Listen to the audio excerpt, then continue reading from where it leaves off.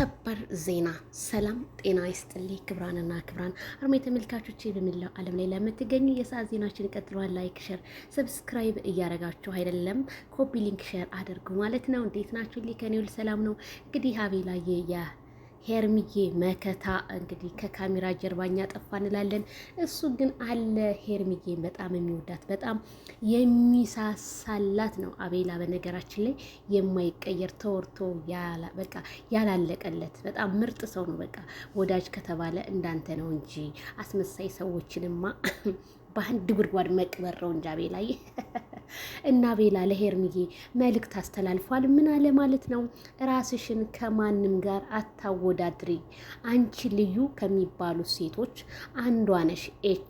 ለምስጋና እንቆማለን ስልሽ ብለዋታል። እንግዲህ ለምን ምስጋና ነው ደግሞ? ምን ሊፈጠር ይሆን?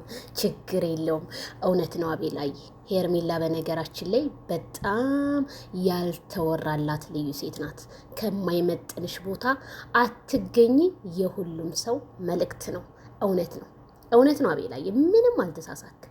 ይችን የመሰለች ሸበላ፣ ይችን የመሰለች አንደበተ ትሁት ካፏ ማር የሚዘንብባት ማይክል ጃክሰን በፍጹም አሳልፎ ለሌላ ወንድ እንደማይሰጣት ባለሙሉ ተስፋ ነኝ። እኔም ስል ከዚሁ አሳስባለሁ። ታዲያ ብዙ ሰዎች የማይክል ጃክሰንን መጨረሻ ዜዶዬ ያሳየን እያሉ ነው። እኔም ያሳየን ያ ነገር እኔም ናፍቆኛል። ማይክል ጃክሰን ቁርጥ አድርጎ የሚናገርበትን ቀን በነገረን ነው እኔም እምለው። ምክንያቱም ማይክል ጃክሰን የሄርሜላ ነው። ሄርሜላ ምንም አትጠራጠሩ፣ ምንም መጠራጠር ምናምን አያስፈልግም። ምክንያቱም አብርሃምን አንድ ወር እኮ ነው የተጫወቱበት፣ አንድ ወር ታሟል። ስለዚህ ያንን ፈተናዎችን እየፈተናቸው ነው። የአቤላዬ መልእክት ይድረስ ለሄርሜላ።